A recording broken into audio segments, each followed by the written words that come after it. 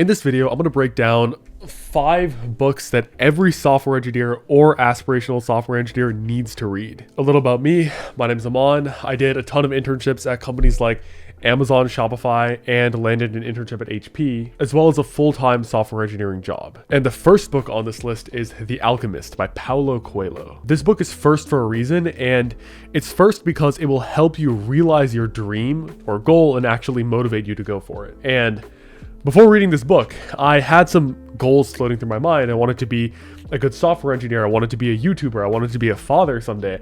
But I never sat down and actually outlined, okay, what am I going for in the next 5 to 10 years and what are the steps to actually achieve it? And the reason why it's so impactful is because it's told through a story format. The story is about this shepherd boy named Santiago, who one day he's in the ruins of a church. And he gets this vision of this treasure buried underneath the pyramids of Egypt. So he decides to embark on this quest to travel to Egypt and see if he can find this treasure. Now along the way, he encounters a king, a scholar, a glassmaker, and he goes through tons of trials and tribulations to achieve his quest. And through all of the challenges and the people he meets along the way, he and you as the reader end up learning tons of lessons that profoundly impacted me. Some great quotes in the book are, "I can always go back to being a shepherd," the boy thought.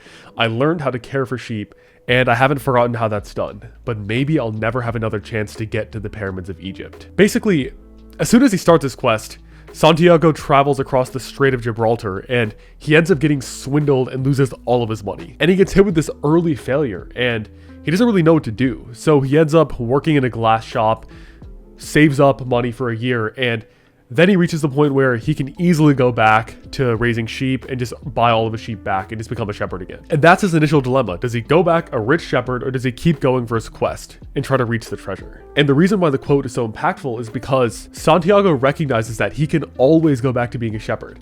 There is never a time where he'll forget how to be a shepherd. Sure, maybe it'll take a little bit of effort to get those skills back, but essentially, he's not losing anything by going for his treasure other than time. And the reason why that impacted me is because as a software engineer, reading that quote really made me question, do I want to stay in software engineering or do I want to take this YouTube channel seriously, try to grow it as far as possible and see if I can make it into a profitable business? Another super impactful quote is, "Learn to recognize omens and follow them." Now, the term omen in this book kind of represents those instantaneous visions you get of yourself in the future doing some sort of activity or following some dream. So my brother once got this omen of, he was watching La La Land, the movie, and he was watching Ryan Gosling like playing the piano, dancing, singing, and all of a sudden, he just got this vision of himself doing all those things. And most of us just end up getting omens, but we don't usually follow them.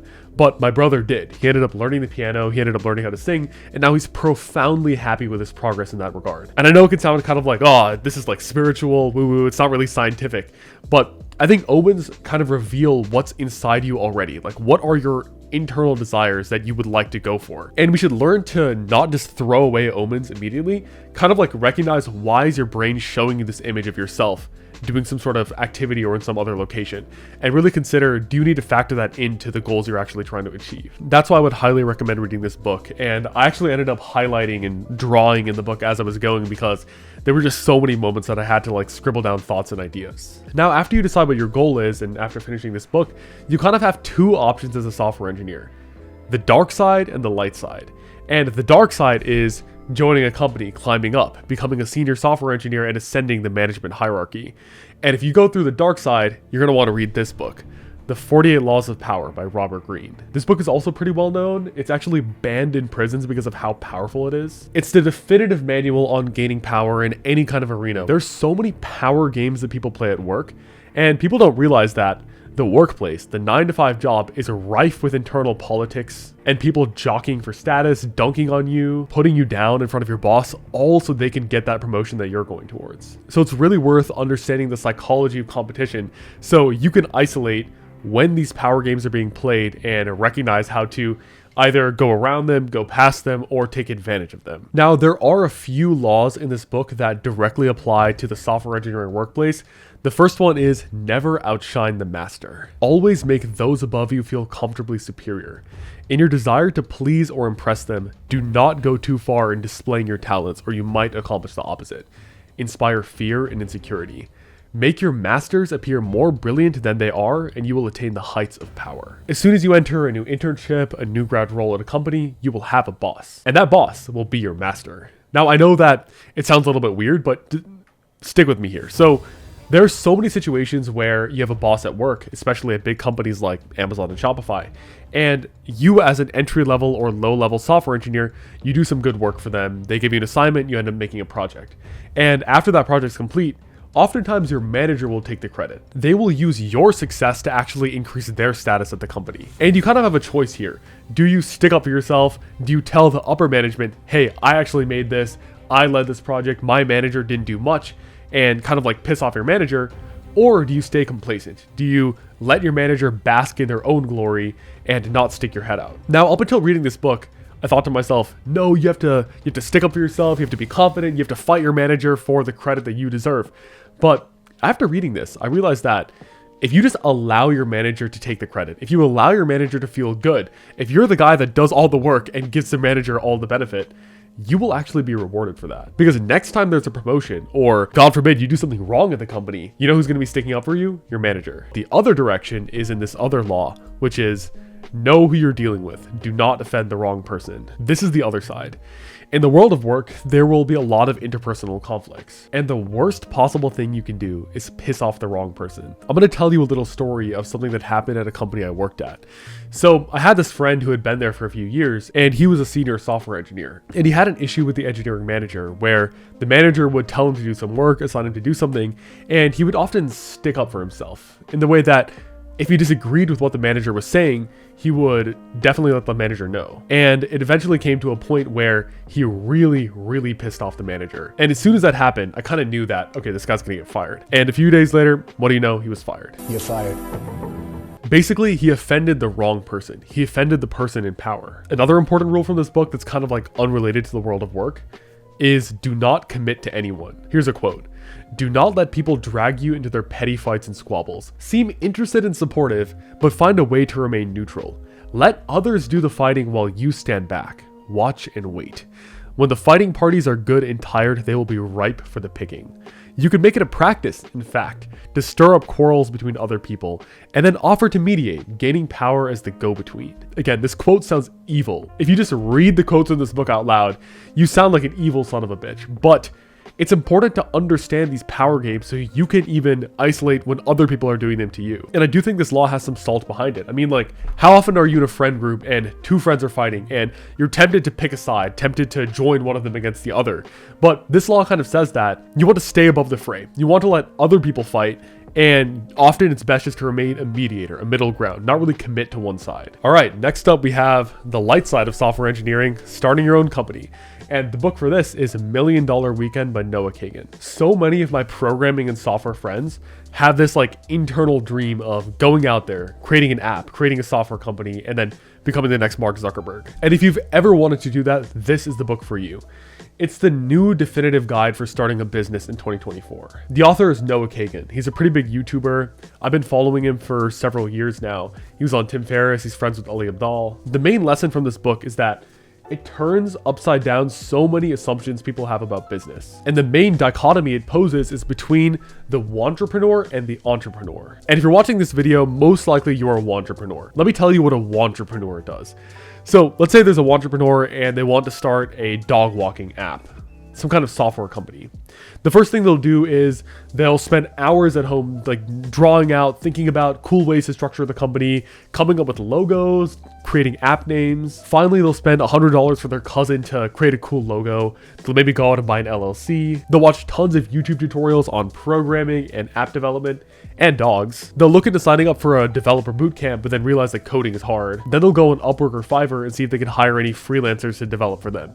But soon they realize that that's insanely expensive. Finally, they give up again. This whole process has started because people think that they have to wait for the perfect idea to appear. Now the actual entrepreneurs, this is what they do. Let's say they wanted to start a dog walking app. They would immediately call 3 of their friends who have dogs and ask them if they could walk the dogs. Pretty soon they'd realize that nobody actually gives a fuck about walking dogs. All of their friends have that covered. What their friends don't have is people to dog sit their dogs when they're on vacation. Immediately you ask them what their travel dates are, they pay you a deposit, and voila, you have a successful business. See what the difference is? Person A, the entrepreneur, is spending days, years, months thinking about what the perfect idea is, and then going through a ton of process before they realize that no one cares what they're doing. Whereas person B immediately validates their idea by calling up 5 to 10 people, seeing if they can get a deposit, and if they can't, immediately pivoting their idea to something else. You need to understand that because you have not started a company before, anything you do right now will probably fail. Let's say it's 2006. I could give you the idea for the next Apple and you would probably have no idea what to do with it. You need to get through your failures, just stumble your way around, get through the reps of creating a company, and then maybe down the line when you've had 5, 10 failures, you'll have the skills to actually create and run a successful business. Now, Noah Kagan's company AppSumo is actually sponsoring this video, but before they even reached out to me, I was planning on talking about this book in this video. I was literally able to hop on there, buy it for $8, it's at a discounted rate. And AppSumo has so many dedicated software deals, which is amazing, right? Because nowadays I feel like I hate paying for subscription software. $15, $20 a month for infinity. Whereas on AppSumo, you can get the same app for a fixed price and it makes so much more sense. So if you want to buy $1 Million Weekend, hit the link in the description. You can get it for a discounted rate and it'll also help the channel. Thank you to AppSumo for sponsoring me, and back to the video. All right, now that you've set your goal with the Alchemist, you've either decided the light side or the dark side, and you've probably made some money at this point. It's time to actually consider your physical and mental health. One of my favorite quotes from Confucius is, "A healthy man wants 1,000 things and a sick man wants just one." And I'm kind of feeling it right now. I'm a little bit sick. I don't know if you can hear, but this book, one of my favorite ones, Outlive by Attia, will help you actually extend your longevity and health span. The truth is that what's the point of being rich if you have poor physical and mental health? At the end of the day, your money only matters if you actually have the health to use it. And this book is a deep dive into every single thing that might kill you biologically and how to prevent and help all of them. Everybody thinks that they know what it means to be healthy. Like, you probably think right now, oh, I already know all the information when it comes to getting healthy. I just don't have any motivation to do it. I've actually argued with my friend many times. His belief is that everybody knows how to be healthy, they just don't have the willpower or discipline to do it. But after reading this book and listening to thousands of health podcasts, I realized that that's not actually true. First of all, people don't know what will happen to them if they're not healthy. I mean, you're probably a young guy. You don't sit there thinking to yourself, meditating on the fact that you will be decrepit and old one day. So that's one thing. People just don't have the stakes until it's already too late. And number two, people just don't know what the optimal routine is. If I asked you to design a protocol to get yourself into the 90th percentile of health, you would probably put some version of run every day and just try to eat whole foods. Which, yeah, that's pretty good, but that's not even going to get you halfway there. You need to accept that you don't know what you don't know and just buy this book and read it like the health Bible it is. Attia takes you through a journey of the 4 horsemen of death, which is cancer, heart disease, Alzheimer's and dementia, and diabetes/metabolic syndrome. These 4 things are very likely going to kill you, and the optimal protocol to fight against all of them is different. So if you want to prevent heart disease, you need to get your ApoB, apolipoprotein B, as low as possible. ApoB is like an objective measure of the number of like LDL cholesterol molecules you have in your bloodstream. And by measuring that, you can get an objective assessment of how bad your cardiovascular disease is. And what's magical is that if you get this ApoB number down to like 20 or 30, which is like the levels of a baby, you will never get heart disease. And when I got mine checked, it was already high. As a 22-year-old person, it was already at 90 or 100. And as soon as I read this book, as soon as I got it checked, I set out on this mission to get it as low as possible. Now for cancer, it's not about getting your ApoB down, it's about early detection and prevention. The big thing about cancer is that if you catch it early, you can often treat it successfully, but if you catch it late, your chances of survival are astronomically lower. There are just so many small things and behaviors that most people just don't know or are not doing that this book, Outlive by Attia, teaches you over time. So I'd highly recommend reading it. Finally, the final book that you must read if you're a software engineer, you've made some money, you've set your goals, now you're in good health, is Die with Zero by Bill Perkins. This is the book that helps you at the end of your journey. It tells you where to spend your money to live a happy life. Bill Perkins is this guy who's worth like $100 million. He's a hedge fund manager. And over his years, he's really discovered a lot of unique areas when it comes to maximizing happiness through money. There's this idea out there that you need to save when you're young and then enjoy it when you're older. But Bill Perkins talks about how often old people just can't spend their money. Something you may not realize is that the majority of the wealth in this country is actually held within the boomer generation. It's held within elderly people. And the thing about elderly people is that they don't really have that many expensive interests. At the end of the day, your grandma's not going to want to go jet skiing in New Zealand. She'll be happy playing bingo. Again, we've been sold this narrative that old people are broke, they're going broke, they don't have the money for what they need. But if you actually look at the data, that's not true. The boomer generation has more total resources than almost any other generation, and they're sitting on this wealth that they just can't spend. Other than that lesson, Bill also talks about the 3 measures that you have at any age, which is money, time, and physical health. And these 3 measures tend to change as you age. So when you're young, you have very low money, but you have a shit ton of time and you have really good health. So how does that change what you do when you're younger?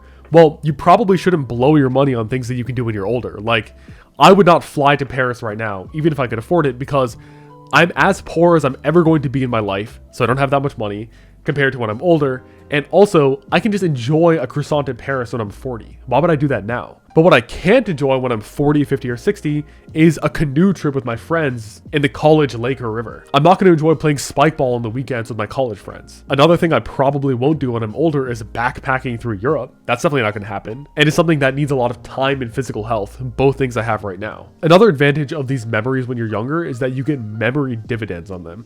So Bill talks about this idea of memory dividends, which is the concept that when you do things when you're young, when you have great memories, you tend to just feel happy about them later in your life. So even if you're like 22, 23 years old, you probably have memories as a kid that when you just randomly remember them, you just feel so happy that you had that experience as a child. And you need to realize that that will happen throughout your years. So if you just do cool things now, if you have cool experiences as a young person, you will just draw happiness from them 20 or 30 years from now. All right, when you hit middle age, like 30 to 60 years old, you have a decent amount of money, so that's pretty good. You also have a decent amount of physical health. Like, you're not freaking walking with like a cane or something at 40 or 50, but something you don't have is time. Your work, maybe you're running a business or high up at a company, you maybe have some newborn kids or early kids. You're probably insanely busy with your kids and work at 30 or 40 years old. You just don't have the time to go travel for weeks or months at a time. And at this age, you need to spend your money to get what little time back you have. So if I was 40 or 50 years old, I would be getting cleaning, I would get food delivery, I would probably have an assistant, whatever I can possibly do to spend my money to get time back so I can spend it with my young kids. And finally, in the old age, you have more time now, but you have really bad health and a lot of wealth. So you have time, money, but bad physical health. And at this age, you now can spend money on all these things that you could have done when you're younger, but is better saved when you're older. So for example, something that I would recommend doing when you're old, or that I'll do when I'm old, is go to like more musicals, go to more shows. If you go into any show like a musical or a theater performance, you'll see that a lot of people there are old because you could enjoy that at any age and you have a lot of money to spend on it when you're older. Cruises are another one, beach vacations. Like, you can enjoy a cruise at any age. So why would you waste your time at 20 going on a cruise when you could do that when you're 70 years old? And you have more money when you're 70 anyway, so you can just get a better suite on that cruise. Bill talks about this idea of seasons of life. At any age, there are things that are acceptable to do in that age. So when you're young, something that's very acceptable is sleeping on a couch, sleeping on the floor, all to save money so you can go hiking or camping on the weekends. It's something that's acceptable to do when you're older, or best to do when you're older, is going on cruises. So whenever you consider going and doing some activity, you need to think to yourself, can I do this when I'm older? And should I just reserve it for then? And finally, Bill says that you should aim to die with zero. There's really no point of having money left over after you die. And some common objections to this are, oh, what about my kids? What about charity? But Bill talks about how, when it comes to your kids, you don't want to just wait till you're 80 before giving them their money. Let's say you live till 80 and you die when you're 80 and your kids are 50. Your 50-year-old kid is probably not going to need a couple $1,000s or like $50,000 that you've left over. That 50-year-old kid probably has his or her own family. They're doing successfully. They have their own business. They're successful by themselves. But you know who could use your $50,000? Your 20-year-old kid or your 25-year-old kid. The kid who is young and wants to actually start a business, who wants to grow something and make something of themselves. That guy is going to need your 50 to 100K, not the 50-year-old who gets it when you die. So you should aim to just give your kids money when they're actually younger, not older. And the same argument is there for charity. You could just give that money to a charity now rather than just waiting 40, 50 years till you're older. Basically, you just need to make a calculation as to how much money you're going to need now to save up such that you have enough and you hit zero when you die. And most people actually overestimate how much they need because they're very risk averse. They're worried that something's going to happen, which I understand. But just realize that Whoever you're going to give your money to will appreciate it more now rather than later. Also, quick caveat. If you're financially struggling, this book is not for you. Read some of the other books. Read like 48 Laws of Power, read $1 Million Weekend. Die with Zero is more that you've already have a career, you already have some money saved up, and you're thinking about what to spend it on. If you're interested in getting direction on how to achieve your goals as a software engineer or computer science student, make sure to get my software engineering checklist. This is the free guide that will guide you to getting your first internship, job, or getting another job offer that's higher paying than the one you have right now. You can go to amanmanazir.com/checklist or hit the link in the description. Thank you guys for watching, and I will see you in the next video.